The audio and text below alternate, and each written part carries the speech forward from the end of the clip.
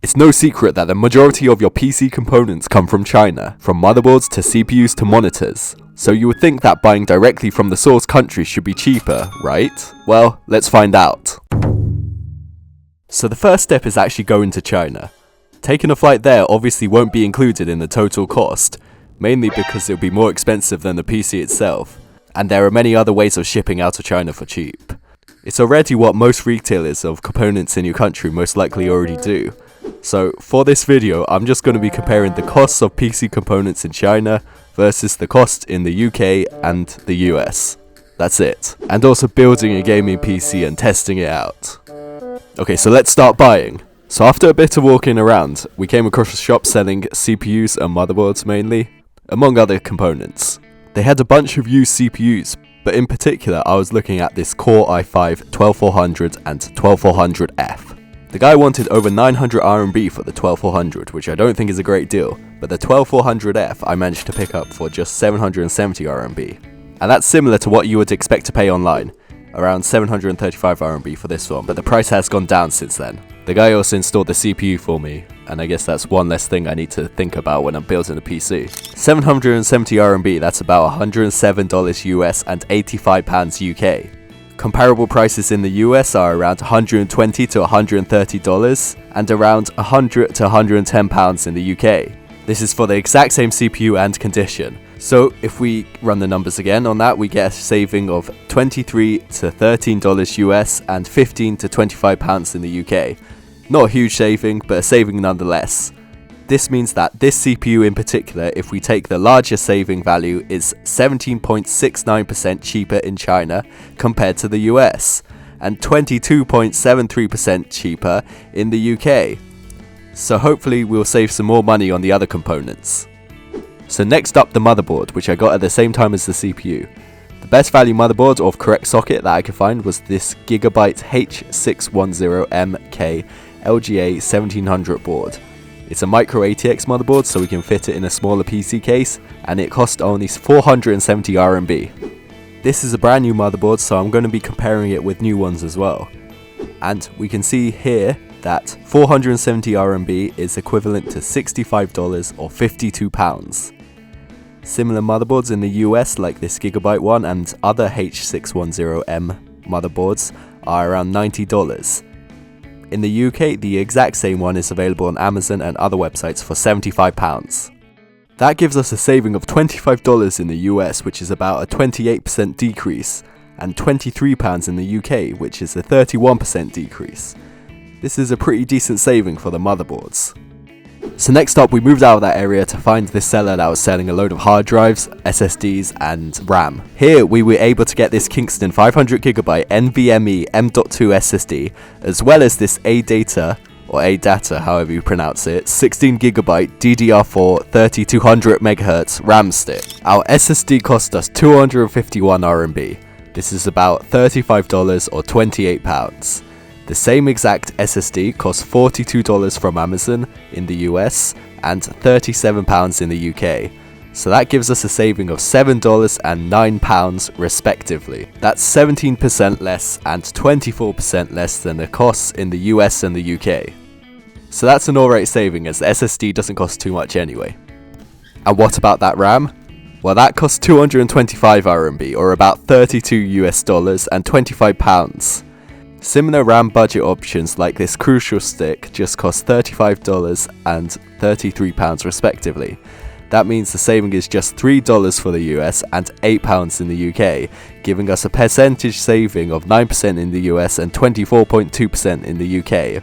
This really does go to show that the savings really do differ quite a bit by country to country. So next up, this guy sold us this CPU cooler. I have no idea what brand it is, and it did cut me a few times when I was building this PC, but it only cost us 55 RMB or about $8 in the US or £6 in the UK. This is one of the cheapest components, and it doesn't look too bad with the RGB lighting, although I think sometimes it's more like rainbow lighting than RGB because the colours never actually move around. So the CPU cooler cost us 55 RMB or about $8 or £6 as we said before. This is going to be harder to compare a price, as I can't really compare it to the well-known brands on Amazon, but I think on eBay there are a few similar coolers going for around $15 or £10. So that gives us a saving of $7 or £4, which is a 47% decrease for the US and a 40% decrease in the UK. This is to be expected, as this is just some random no-name brand that they can make for very cheap in China. So for the power supply, we got this Huntkey GS600 power supply, and despite the name, it's not a 600 watt PSU, it's a 500 watt PSU. I think the 600 refers to the max power there. If you've never heard of Huntkey, well, neither have I. They're a Chinese brand that make a lot of power supplies, including in the Lenovo PCs, so maybe it's okay. This PSU does not have any 80+ rating, although they do have power supplies that have 80+ ratings. I think because this is quite a cheap one, which only cost me 200 RMB, that it doesn't have that. So as I just said, this PSU costs 200 RMB or $28 or £22.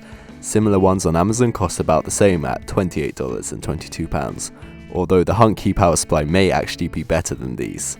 So there's not really any saving here. I didn't buy a PC case in China because of the size, but I bought this case in the UK for £23. Cases like this cost around half that at around 110 RMB, which is equivalent to £12 or $15. In the US, this case would cost around $35, so that gives us a saving of $20 in the US and £11 in the UK. That's 57% less in China when compared to the US and 47% less when compared to the UK. So this is a huge saving, but it's to be expected somewhat, as it's the same situation as the CPU cooler, as this stuff is not from a well-known brand. Next, I was trying to look for a graphics card. This seller had mainly newer cards like the RTX 4060, but I wanted something a little cheaper and better value for money, so I opted for a used RTX 2060 6GB. This costs 1,200 RMB or about $166 or £131. Similar cards on eBay are around the same price in the US and £141 in the UK, so that gives us a saving of nothing for the US and £10 in the UK. So in percentages, that's about 0% and 7% respectively. Okay, so that's all our components, and now we're going to speedrun building this PC.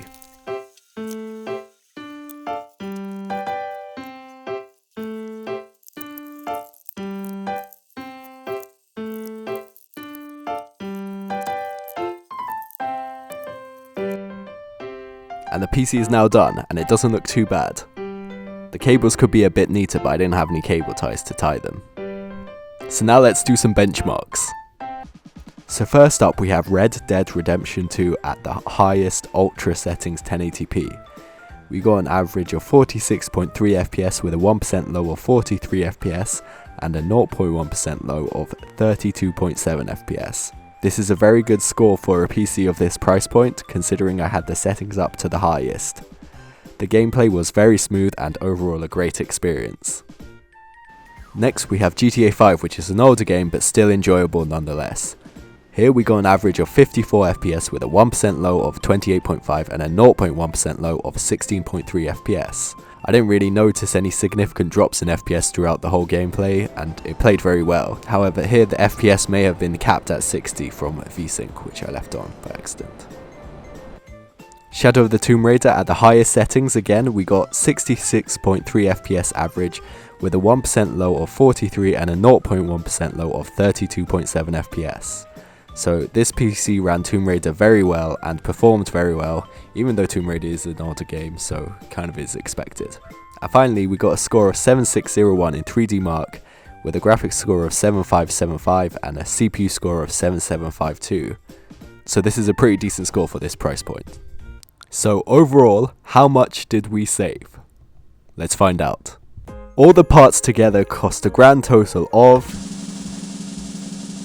$456 or £361. If I were to build the PC using parts in the US, it would have cost $541 or £455 in the UK. That gives us a total saving of $85 or £94. That means this PC in particular is 16% less in China when compared to the US and 21% less when compared to the UK. That's quite a large difference in price, and possibly spending more can result in even bigger savings. This goes to show that it is cheaper to build a gaming PC in China, although it won't be a huge massive saving, but still a decent amount. Thanks for watching if you made it this far.